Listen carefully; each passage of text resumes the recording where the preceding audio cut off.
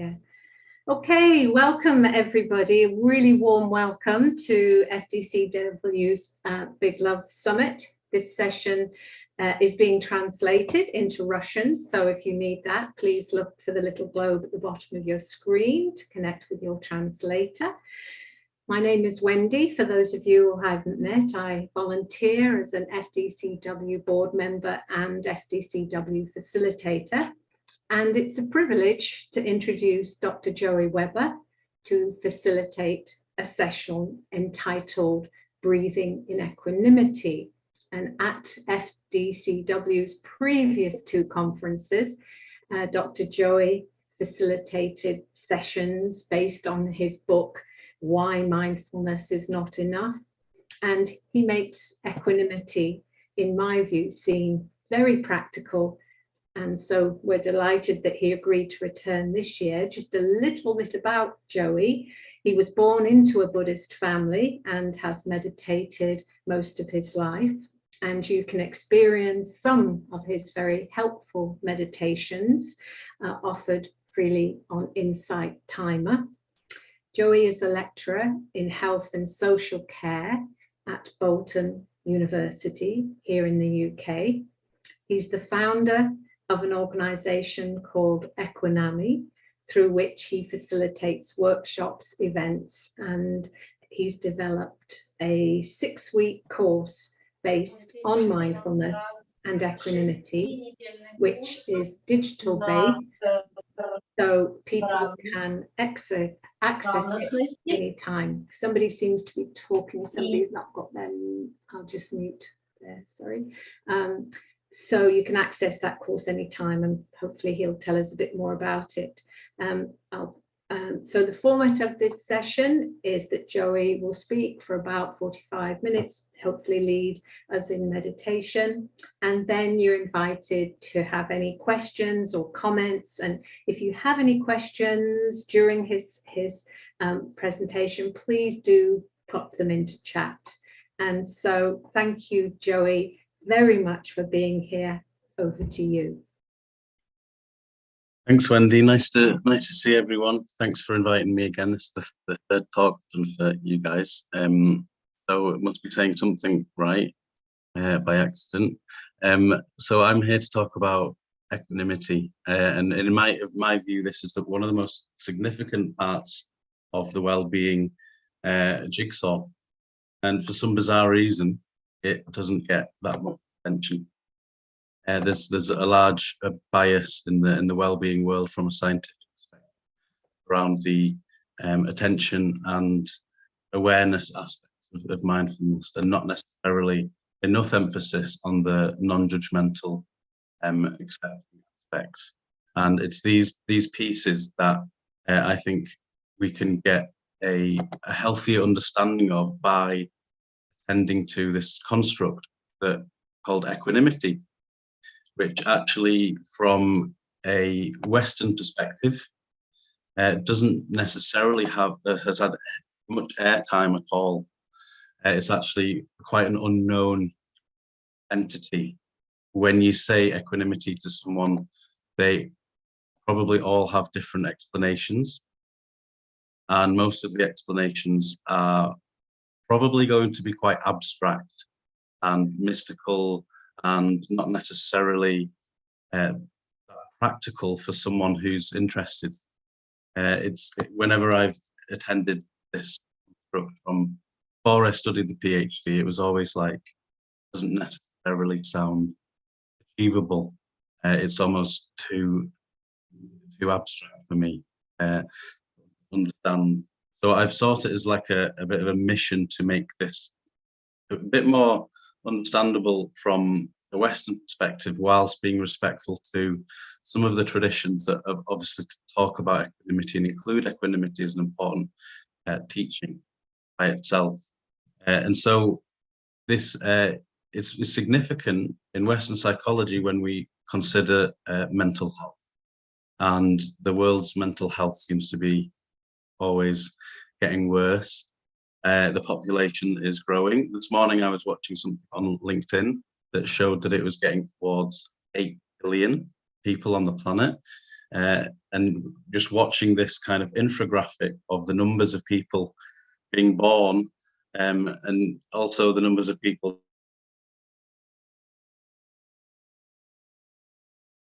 dying. Same time, the mental health population, if you look at statistics, seems to be decreasing. So clearly there's not necessarily enough rigorous mental health widespread training filtered into education, and especially, you know, education from a young age. There's something going missing here, and for me it's all about this construct, equanimity. In the title of this talk, there was reference made to mindfulness and compassion get a lot of attention, and they're always talked about. You could pretty much meet any practitioner or spiritual practitioner, however they want to call themselves, and they will tell you that these two things are so critical. But there's not often that airtime, that connecting cement between them that brings them together. And really, when we go to the felt experience and the actual embodied aspect of well-being, following the breath and body scan and mindfulness-based approaches, whilst incredibly unique, therapeutic, and wonderful, it doesn't necessarily mean that equanimity is also being worked on. There may be some implicit equanimity that naturally grows. For example, naturally by being mindful, we become more equanimous towards people, towards things, because perhaps we are more in tune with ourselves, etc., and others. But it's not explicit. There's a major difference there. If the training was explicit, if the construct was explicit and widespread known, then we would actually be able to bond as a collective on a human level and connect with others far greater. So in my opinion, mindfulness is not enough. There needs to be other well-being cogs that need to be securely in place, and that hinges around the cement, binds mindfulness brick together with the compassionate brick. And when we go to the compassionate brick and we, you know, like to practice compassion and unconditional compassion and compassion for everyone, I would probably argue that majority of that is possibly just kindness, and it's probably possibly just limited compassion for people you like, or people that don't cause you harm. And the compassionate wing doesn't necessarily spread that far to the people we dislike or have conflict with. So our compassion turned on and off like a tap, and it oscillates around this idea of ourselves and our self-construct, and all conditioning based on our self-construct. So really, if we really want these qualities of loving kindness, of empathetic joy, of compassion that we're also talking about that sit within mindfulness, we really need something that acts as this binding force. And I have seen in some texts where equanimity is actually highlighted as the most foundational and key immeasurable, because once this is in place, then the others are quite freely developed. Whereas if there's no equanimity, then our sympathetic joy or empathetic joy is potentially minimized, and our compassion is also not fully allowed to flourish. So there's this idea of it being the most important part of the jigsaw, yet peace is not talked about.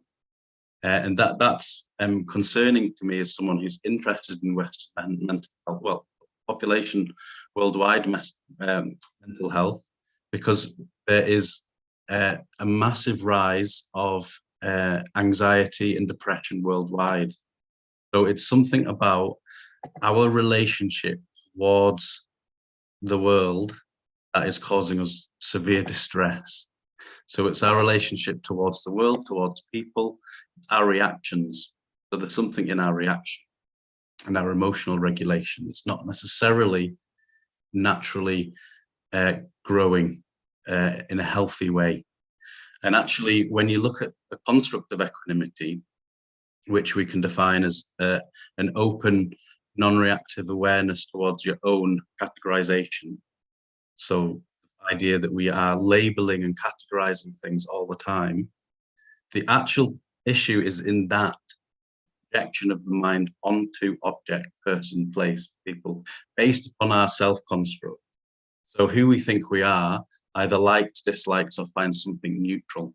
And on the basis of this, all other mental stimulation occurs, and thought processes, imagination, etc. So from like a simple like, it can become quite a gross attachment, quite an unhealthy over-identification. From a simple dislike, it can become quite a big aversion, or something where we don't enjoy or like the experience, so we withdraw or we suppress from this. So we have kind of a very extreme way of relating to the world. And of course, the other major category is the neutral category. And that's the category of how we experience that we're not that bothered about. It's neither averse to us or unpleasant, and it's neither pleasurable or pleasant, but it's just in the middle. And this is really key, because actually I would argue that the majority of our life is spent in this neutral area, yet because we don't fully understand ourselves or fully are present with whatever arises, we tend to seek pleasurable stimulus. So it could be picking up the mobile phone and scrolling and etc. So we're forever chasing these pleasurable experiences. But of course, the chasing itself is actually an unpleasurable experience. So actually it's creating this way of being in the world. It's actually, it hinges upon like and dislike, but the majority of what we feel is dislike. And so that's just kicking in with all our prior habits and our neural network of a negativity bias. And it's just spiraling this negativity bias because we're unable to sit with the neutral experience with equanimity. And when something nice happens, pleasurable, we're unable to attend that with equanimity without becoming over-attached and wanting more and more, and that kind of grasping nature which causes the difficulty of letting go. So there's no equanimity towards the nice things either. And then there's definitely no equanimity towards the difficult things, because we don't want to be anywhere near them. And so we hide and run away and avoid and withdraw and suppress and all that type of thing. So there's actually quite mentally unhealthy ways of relating to very simple projections of the mind of categorizations. So it all hinges upon this idea of who you think you are. So your self-construct. And that can be a healthy or an unhealthy one, or somewhere in between, a mass spectrum. But if we assume that every single one of us has experienced some form of mild traumatic experience or suffering or distress, or however we want to coin it, then we can assume also that our self-construct isn't necessarily fully healed, fully present, fully able to be with discomfort. And so actually this further diminishes our capacity for equanimity. So when we do the mindfulness practices, we might have a stability of mind. There's also nothing to necessarily balance that when we then interact with the world.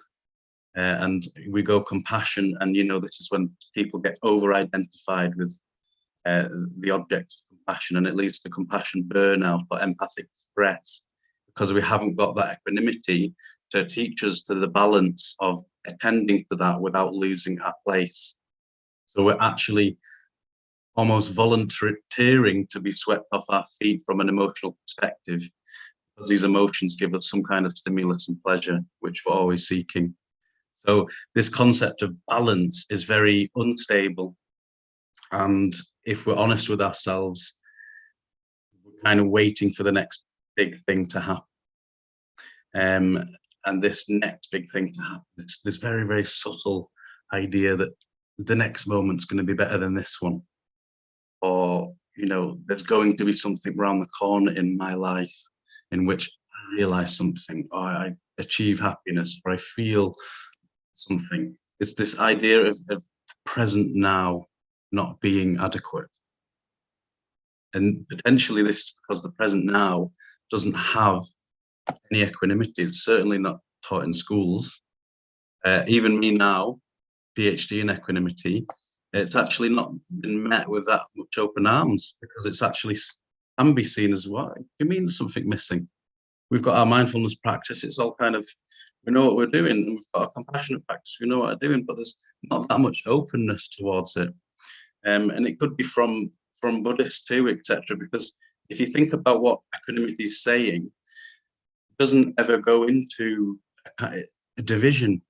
But of course, all these organizations and people, what we do in life is we hang our flags to a position, and we become very identified with that position. So much so, if anyone kind of threatens that, it threatens the self-construct. And then, we don't avoid that. And, it's the same thing. So we lack equanimity in our own practice of compassion. And we lack equanimity in our own practice of mindfulness. So this is where the subtle kind of games and ego games can perhaps come in. My guru is better than your guru, and I've had this teaching and that teaching and this and that. And it's actually closed-mindedness. And when you look at equanimity in the bigger picture from a universal perspective, from different religious traditions and different philosophies, actually all very similar. It's all related to discrimination, these as I call them, or projections of the mind of like, dislike, this idea of balance, this idea of being calm no matter what weather is upon us, thunderstorms, snow, rain, sun, we're kind of there, and we're here with it and dealing with it appropriately. All actually very similar. So I'd argue it's not a non-religious term. It's a universal term, and that's why it could be one of the next big things in Western psychology. If we were to look at how we could measure equanimity in the brain, and we could look at how to cultivate equanimity, look at it in different mental health contexts, then it could actually serve an enormous potential of helping alleviate suffering on the planet. But it does require an open mind to the idea of something new, because new things are not liked. It involves some kind of change, and we all struggle with change. Permanence, obviously, we don't like it. It kind of shakes us up. So it's kind of radical in the sense that in challenging the status quo, I'm saying there's something missing here, and actually we've jumped from what A to B.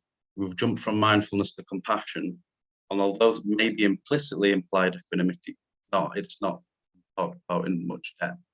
So if we're explicit with it, then we can create this healthy map, bridge from A to B, and in doing so, it then opens us up to a much more realistic expectation with the world, much more realistic expectation of place in the world, how we then wish to navigate our relationships and deal with our conflict.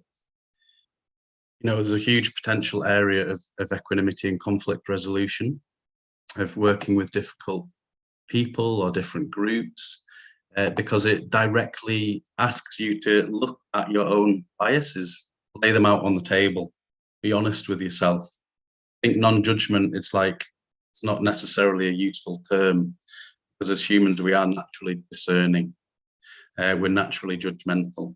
So just to sometimes say, oh, let's be non-judgmental about it, it's kind of you shutting off, trying to be a nice person and non-judgmental. Actually, there's judgment there, you're just ignoring it. That actually could create in a big depression, in which might act as like a volcano one day. So another key thing to think about, and it's always about like, you shouldn't just listen and go, oh my God, no, this is amazing. And you should always do the own self kind of inquiry about it, is notice how we categorize, but also notice the value in discernment. I'm not here saying, oh, stop your whole categorization. No, it's learn from the categorization, work with the categorization.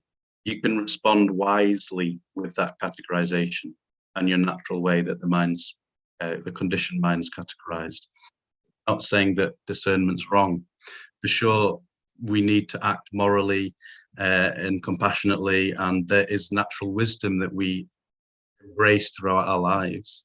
we utilize that. It's not no good.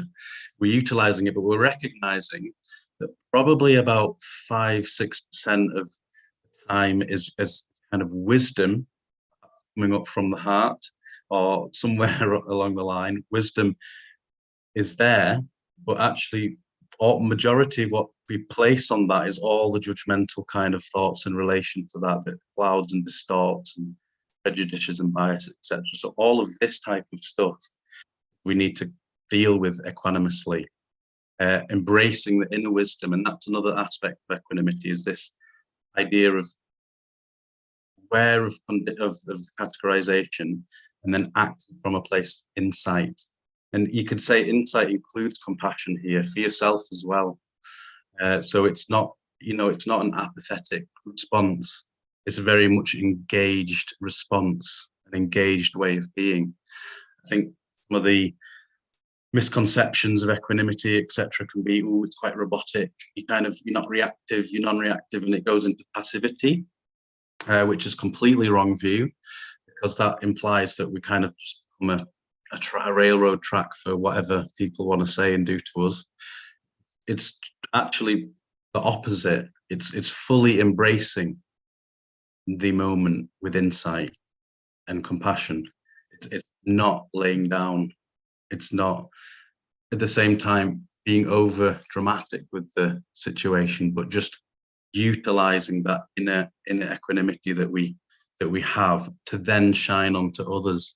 So there's emergence of inner and outer equanimity that over time and practice will tell that we might naturally become a little bit more healthy in terms of the way we're responding to different things in life. When the big challenges come, I actually find that we're finding it a bit easier to navigate.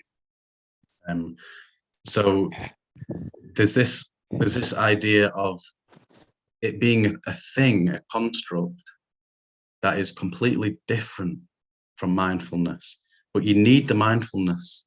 Often we're like trying to find the next thing and we throw the rest out. If you think of the whole self as containing different cogs of well-being, each one needs to spin and interlink for the whole system to be in flow, or you could call it in harmony, in balance. So they all need to be there. The mindfulness is very critical, because when we do the meditation in equanimity, if the mindfulness is not there, then the power of the equanimity dissipates, because when we evoke images of different people, or people have changed places, or friends, enemies, strangers, there's no mindfulness there. It's kind of a weak exercise. When we have that strength and we're able to entertain fully concentrated this idea, then it on an experiential level we feel more naturally aligned. So again, it's a little bit like truly aligning to yourself, or your kind of authentic self. You become congruent and in tune with your own categorization. We're not prejudging them and thinking, oh, I didn't realize I'm judging like this, now I'm a bad person, I shouldn't be doing that, I'm supposed to be a good Buddhist, blah, blah, blah. But we're kind of just openly accepting what's there and then choosing to respond a certain way. And if you like, rechanging some of the habits that we might have been conditioned on us through childhood, education systems, etc. So it's very much a radical act as well, if we think of it in a society that is dysfunctional. And I say it's a dysfunctional society because statistics of mental health are getting worse. So what we can take from that, or the wisdom we can take from that, is kind of up against it on a human level. There is a lot of pressure to actually identify strongly with our likes and dislikes. We're actively sought out via social media, etc., to respond to likes, attention, political parties. We need to sign up. We need to have a place, have a side. It's always encouraging us to have this very strong identity based on division. It's always signing up in the media, It's always about, oh, what do you like? Food, even, you know, from a young age, what do you like? What do you not like? You create this entire identity based upon these likes and dislikes. You then don't realize that in adulthood, it's these likes and dislikes that actually cause us quite a lot of neuroses, because we are not getting what we want all the time, or we're getting what we don't want. And not having the awareness and the equanimity to be at peace with that. So it's this inner peace that goes away when we're faced with difficulty. We really analyze it close enough. Most of life is difficulty. There's not a big space in which we get what we want, and that's what all the wisdom traditions, etc., trying to teach us. But we lack some of the language, because maybe for us, and I say us Westerners, I'm sure it's like this everywhere, but dependent on the culture we're brought up in, naturally we have certain closeness towards things that are scary for us, or things that don't necessarily fit our belief systems. We have this inbuilt resistance to difference. And it's this difference that is in the way, that act as barriers of so much of our being able to be in harmony with one another. It's always on the basis of difference and separation, and, you know, us and them. The whole of our language almost is us and them based. The difference, and we celebrate difference, and it is wonderful to be so different. Yet there needs to be a different type of language that connects us underneath. That there's all this masses difference, but actually there's so much more that is alike with us. That no matter what people have gone through or been through, the human experience kind of offers up a similar package of heartbreak, satisfaction, pleasure, displeasure, turmoil, stress, grief, you know, all of these major things that happening to all 8 billion of us, experiencing these multitude of similar things. Yet we very, very, very strongly identify ourselves as separate person with a very clear sense of who I am based on our categorizations. And so it really can create quite an unsettling experience on the planet, because everything's kind of a problem. Everything's if it doesn't align with us, it's experienced as an issue. So we've lost somehow the ability to communicate effectively about sameness, about connection, and this equanimity piece does so because it allows every single one of us to be open-minded towards the reason why we've arrived at this sense of categorization. So it's kind of a really unique approach that allows us to hold complexity and nuances in the same space as compassion. Whereas previously it's, you know, compassion based upon who I am. Now it's compassion based on the idea that we're all very similar, and that we're all striving to be kind of happy, be peaceful. And there's actually an awful lot of similarity. Go about it in very, very complicated ways that seem to separate us. Yeah, so it's this idea of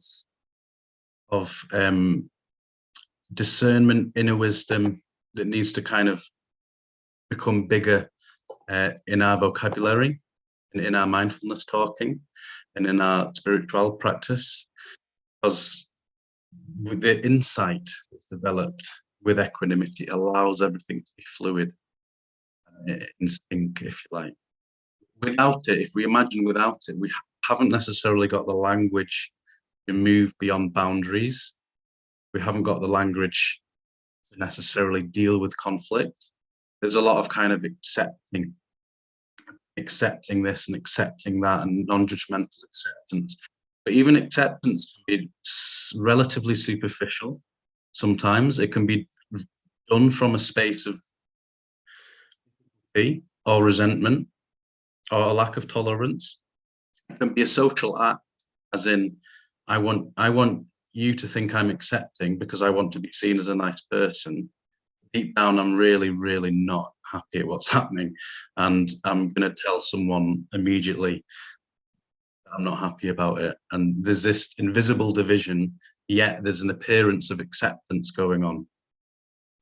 And I think sometimes bitterness and petty kind of disputes can be so small and fleeting and illusory, but yet they become so strong and massive, and it can go years and years of not talking to someone or not being comfortable with yourself around someone because of these kind of invisible boundaries that we think we've dealt with appropriately, but because of no equanimity, it's actually just a bit of a social game.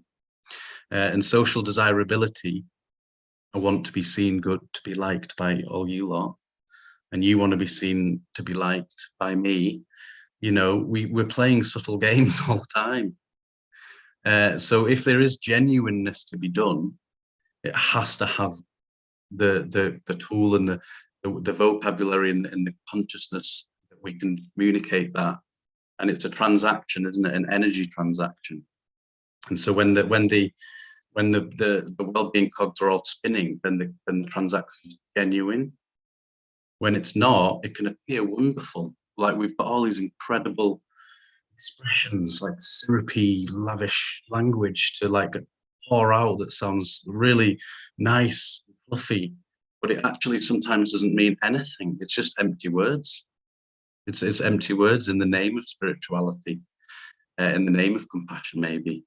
I'm not pointing the finger at anyone. I'm saying things that I've encountered personally and that I've participated in too. And like this is a lifelong journey that we should be open to inquiry and open to how we've been in the past and how we want to be in the future. And if we wish for change, then it's got to be done healthily and openly and self-compassionately too. Because sometimes, you know, now I need to be a, you know, go about it really strictly, and we still don't get anywhere. It becomes just another thing that we're trying to like achieve or to get, rather than an actual fluid way of being. And so we have to somehow be able to navigate the turbulent times with the same feeling of inner stillness, calm, wisdom, an awareness of how we are in relation to whatever object, but used to the categorization. The labeling's important. We need to understand why the label's there. Once we understand it, if we like, we can let go. This is the wisdom element. If we're just, you know, mindlessly accepting in the name of compassion, there's no wisdom there really. We might be swallowing something and actually I'd be a nice person. And I've struggled from being a people pleaser in the past, and really it's actually trying to be nice and trying to do nice things to people all the time, but really swallowing my feelings, pushing them down, doesn't get you anywhere.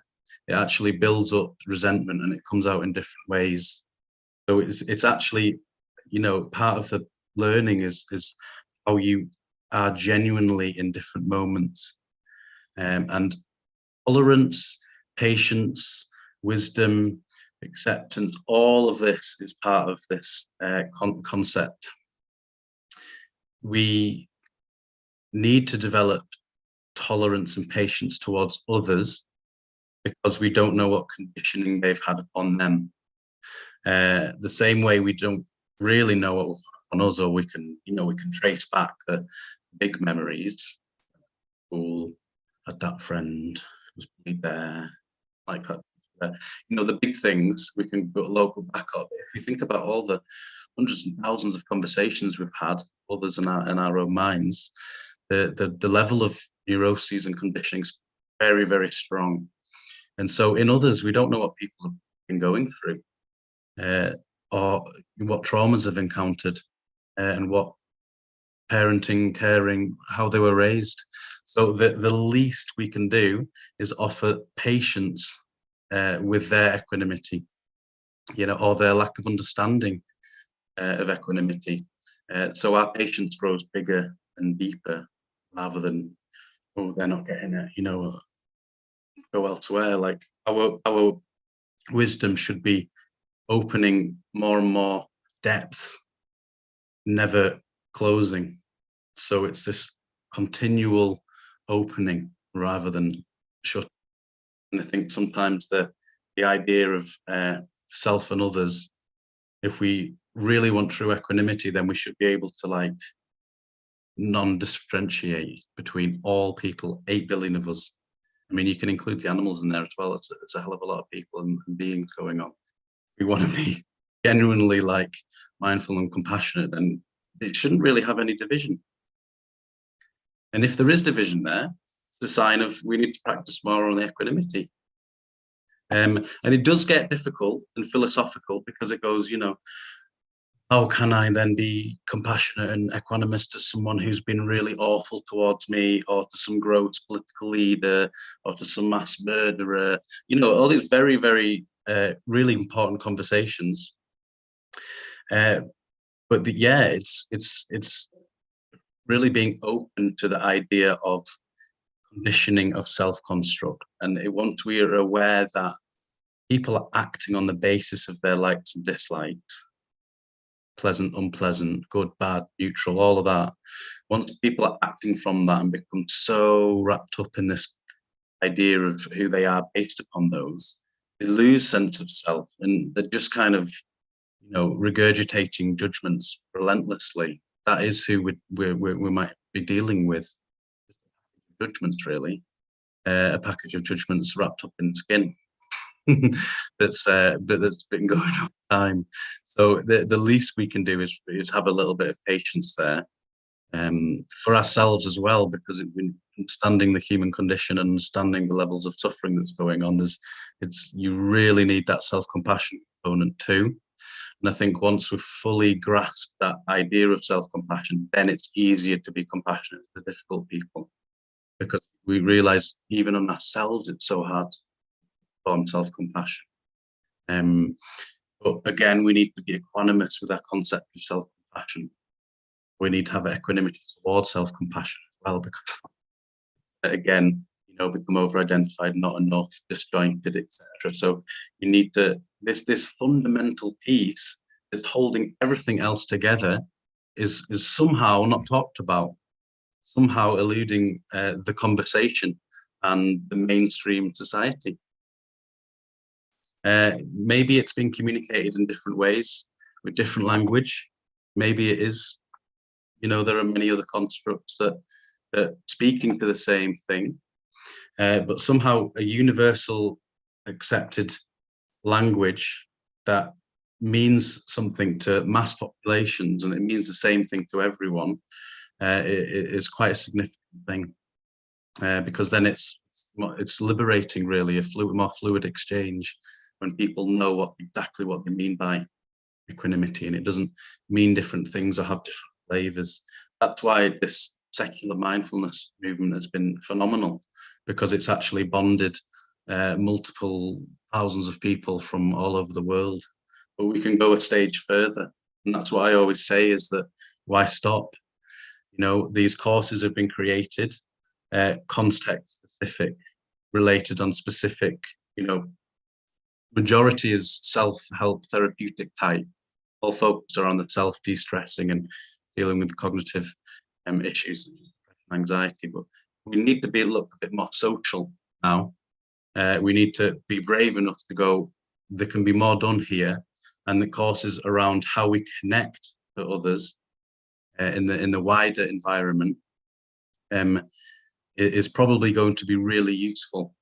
Because that allows us to deal with all the social problems and the social inequalities that are present and ever present and kind of all around us.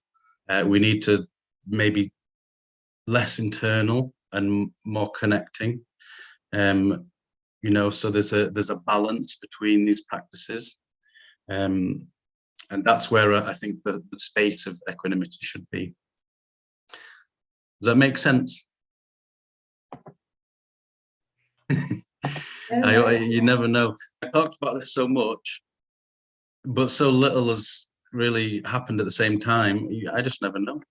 And it's also a subjective learning experience as it's going on. So you can never really go, oh, finally got it, finally understand it. You're always speaking to the same arena, but there's a disconnect, because I do believe in this lifelong journey that we might not necessarily truly be equanimous with things, because we're naturally built fight, flight, survival, except we're naturally separating all the time.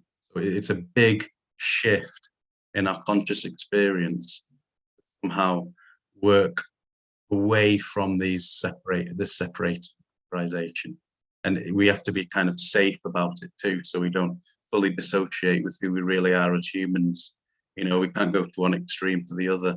And so we naturally categorize. Sometimes it's very useful and important, but we then just need to enhance that self-awareness to calculate all the judgmental, prejudicial bias, implicit bias. All that arena has got not much attention, so we need to be comfortable with talking about this. Otherwise, yeah, like we're sitting in isolated houses talking about compassion, and are we getting there much? Yeah, so I think that's enough for the talk. So why don't we do a little meditation now? We'll do like 10 minutes, and then we'll have some question and answers.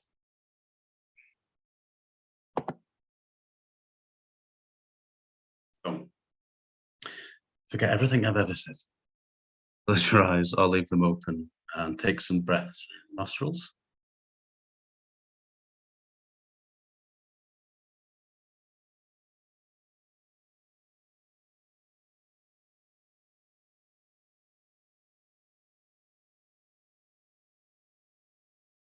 Allowing the excitation or the conversation to really focus on the breath or on the body, just allowing our attention to be diffuse, open.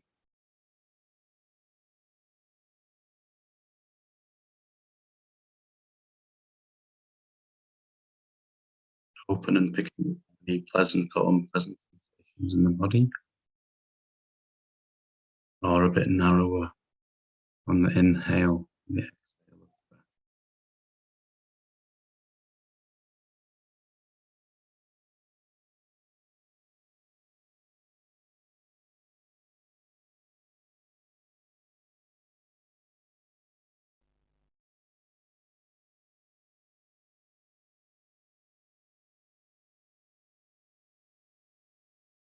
So I want you to imagine now a person sitting in front of you who you like. You really like this person. You're very, very fond of them. Nice things to you, they make you smile. You feel comfortable. Just notice the feelings, sensations in the body when this person is in your. Maybe they're just sitting meters away, meditating right back.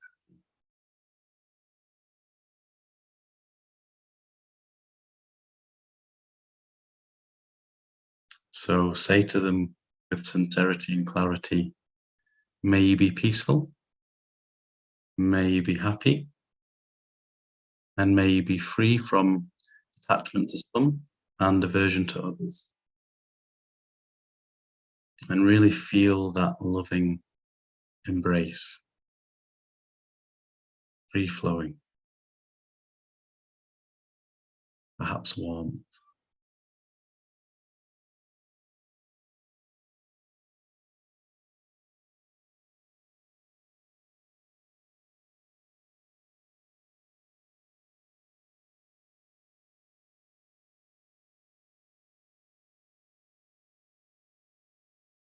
So now imagine this person walks away or sits,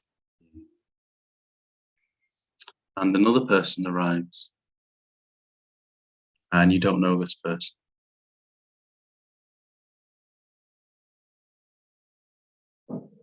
There's no connection from the past. This person is a neutral. And just observe how these sensations change in the body.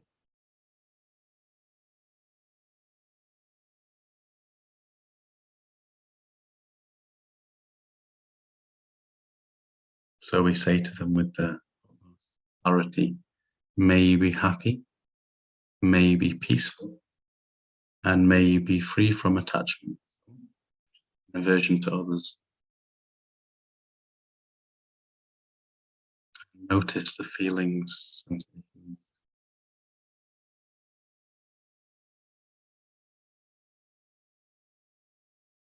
Observing less intensity first, or not.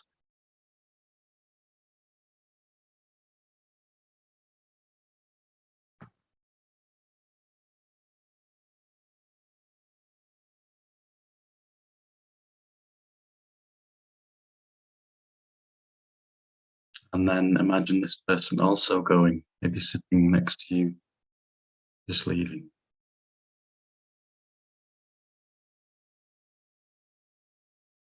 So now bring to mind someone who you have conflict with or dislike slightly. No one too heavy. Just someone that there's a bit of discomfort between you two. And just recognize the shift. Perhaps at your heart level.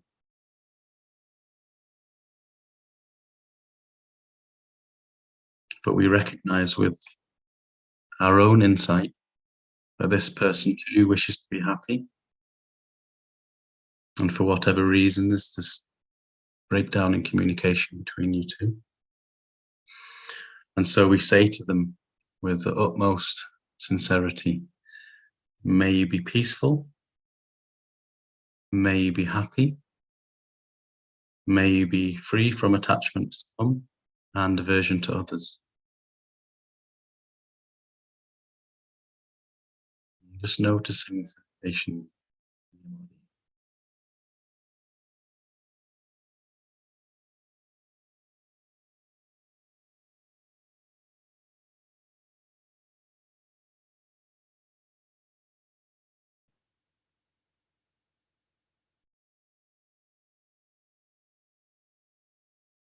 And then we turn to ourselves and we say the same things.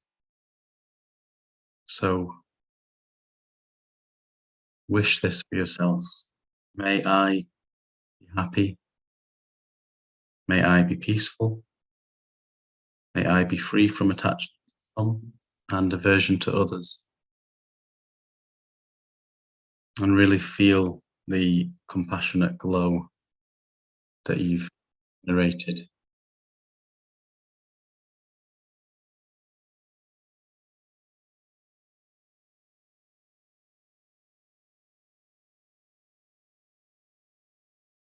And now we try and extend this further. So imagine all the people that you can ever think of just sat in front of you. Even people you don't know from different countries, as if the whole world is lining up and just sitting with you. So vast you can't see you.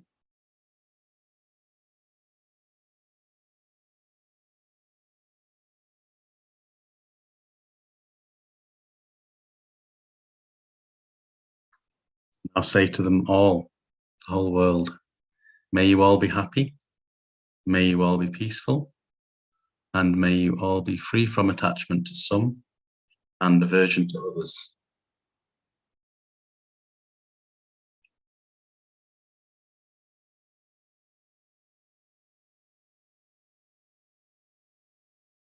And in this embrace of the whole world.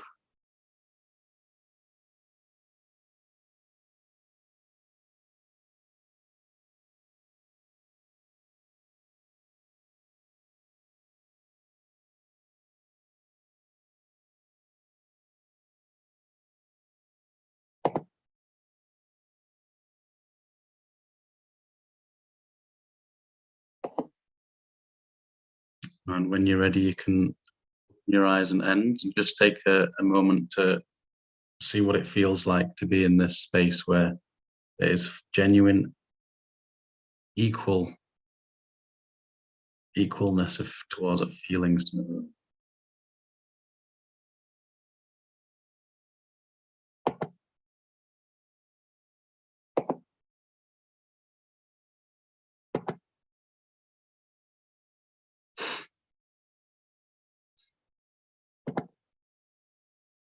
So that's just a little small example. It's only about 10 minutes. So I think any meditation that involves equalization of others, sometimes it's nice to just do one person, just to trace back how this person's changed places. Sometimes they have been distant, you haven't spoken to them in years, they become neutral. Or maybe at times when there was a bit of conflict, something you didn't like, generated this kind of aversion inside of you, and just noticing that realistically everyone to some extent changes places before us, no matter what, our family, friends, close ones, loved ones, even if it's just temporary. The constant changing place and face of these categorizations and experiences. So if we can learn to have this equalized approach towards all experiences, then we are truly learning to breathe with equanimity in difficult times, in turbulent times. And only then are we, practicing equanimity. Different type of meditation, which is similar to loving kindness, but it's more emphasis on the difference between people and feeling. And you can also change wishes, etc., and things like that, or do like a Tonglen giving and taking type thing, different categories of people. And then when you're really expert, you can start doing it on people you hate, or the ex-husband or wife, and you can be genuinely equanimous with really difficult people. But yeah, so I think there's a last 10 minutes to do some questions if there is anyone. So please either write in chat or raise your hand if you have any questions.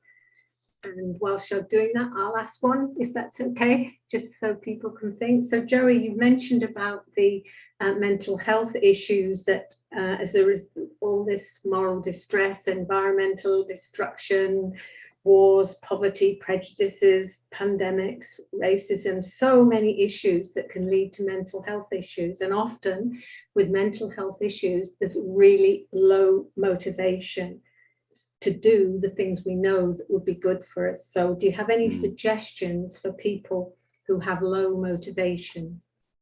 That's a really good one. Yeah, I think there's I think it's a little bit to do with balance of the heady stuff and the idea of intellectually understanding something versus the practicality of the lived experience. And sometimes when all this stuff is around us, then the body naturally capitulates and goes inward, and it starts to feel quite oppressive inside of us. So we might be intellectually understanding something and going, oh yeah, that makes sense, blah, blah. But actually the feeling could be quite different inside the body, and the lack of body awareness perhaps sometimes, which is why the body scan's so important, can lead to us not being in tune.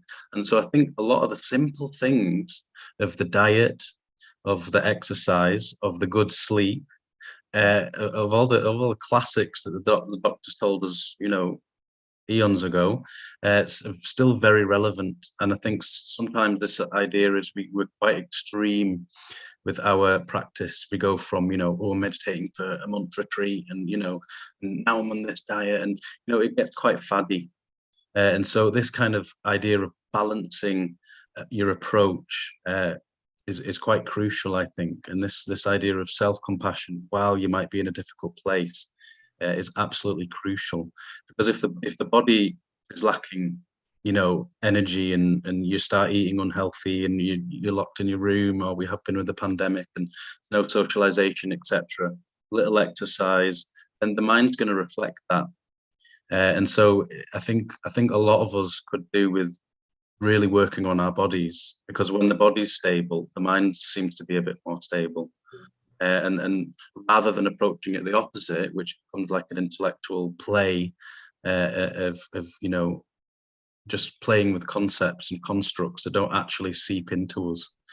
So I think with the motivation, once you've got it and you're happy with it, writing it down and just treasuring that, being accepting when that, you know, it seems quite far away.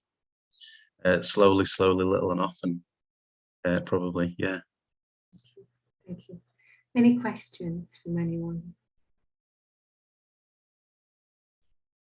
Wow, that's a big one. Yeah, how can you practice equanimity when your country is at war? Yeah, that's a good one. Very, very, very difficult. But what we can start to do, I guess, is practice equanimity towards our reactions a little bit, because otherwise we're kind of in very inflamed emotional state of high arousal the whole time. And sometimes when there's this severe conflict, and I can't really speak about this because I'm not in a country at war, so you can ignore this, but I would imagine that, you know, in a high state of arousal, it's actually quite difficult to practice that.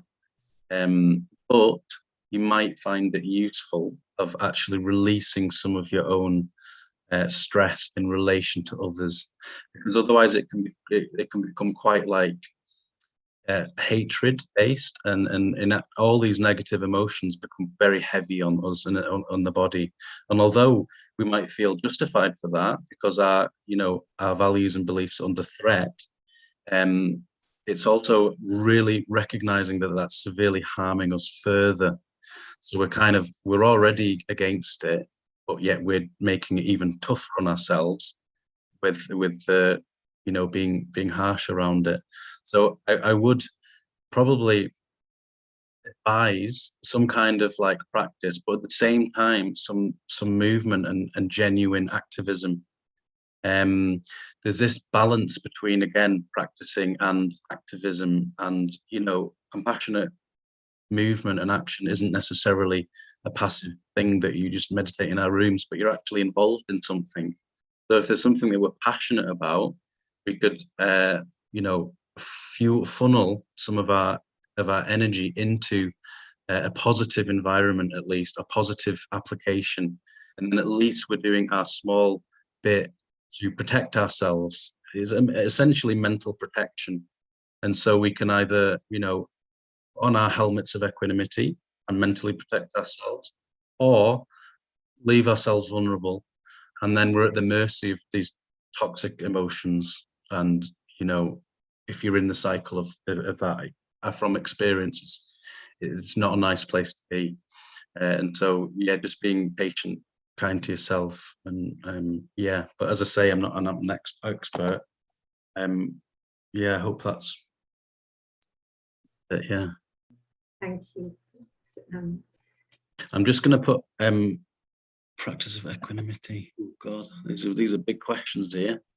Can you talk about the practice of equanimity and trauma, being emotionally and psychologically abused? So similar to the war example or the conflict example, is that this is something very extreme that's happened to a person, right?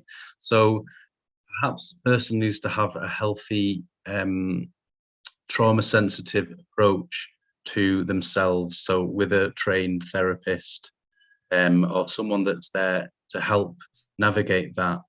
And I think then opening the door to experiences with more equanimity would soften some of the harsh traumatic stress perhaps induced. Because if we imagine when something traumatic to us, it's because it really hurts, and that pain is very real and real. But we're equanimous towards the pain, then it can slightly soften, I guess. And so we're more able to deal with things and emotionally regulate around the event or situation, whatever it might be.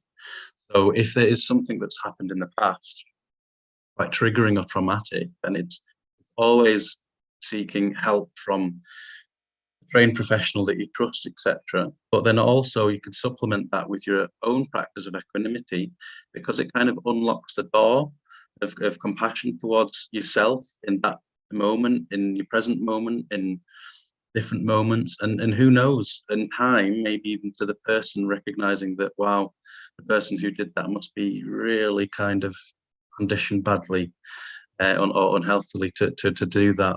It's never an excuse, and this is what I don't want equanimity to fall into, the idea of, oh, actually just, do what you want and people are just going to be equanimous and doesn't matter.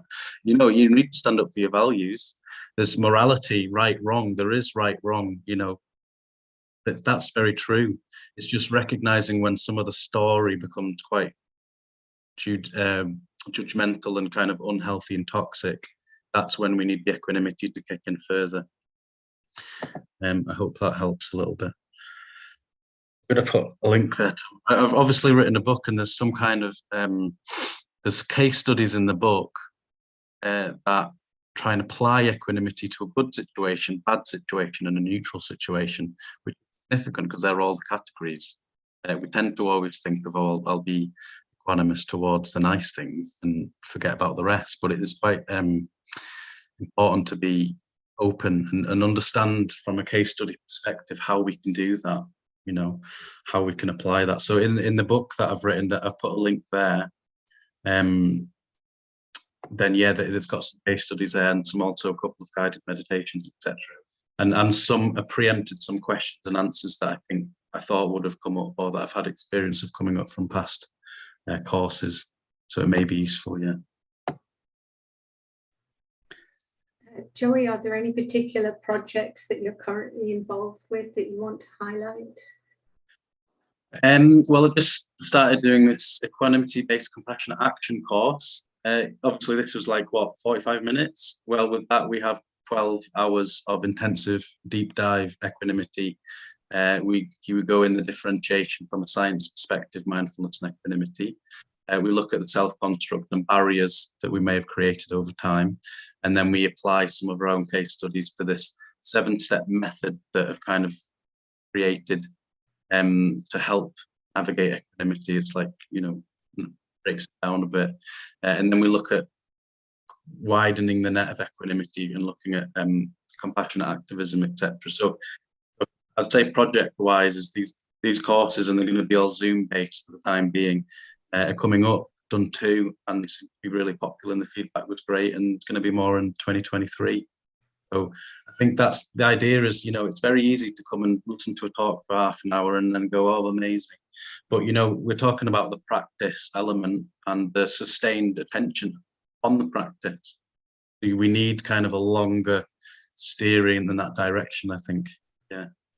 And can I give a plug, Joey, to the fact that you're leading a weekend retreat at Land of Joy in February, and I think you're going to be using that course as the basis for the retreat. So look on the Land of Joy website. That's in Northumberland and in the UK. So yeah, perfect. Yeah, about that in February, isn't it? Yeah. So in closing, Joey, have you got one thing you hope people will take away from this session? Just one point. No. Okay, that's great. Okay, Joey, we have to go on the website, read the book. So thank you, Joey, very much for your wonderful, powerful, clear presentation. Thank you so much for sharing your presence, your wisdom, your experience with us. Thank you to the interpreter, and thank you to the amazing FDCW team. We're looking forward to tomorrow's session with Paul on heart practices for difficult times, and Venerable Rubina's session on compassionate activism. Thanks, everyone, all participants, for being part of this session. We appreciate your donations to the charitable work of FDCW so it can continue. And may these conversations on equanimity serve as well as we go forward with our lives. Thank you, everyone. Thank you so much, Joy. Thank you. Thank you. It was wonderful. Thank you. Bye-bye. Thank you. Really Thank great. you. Bye. Thank you. Hi.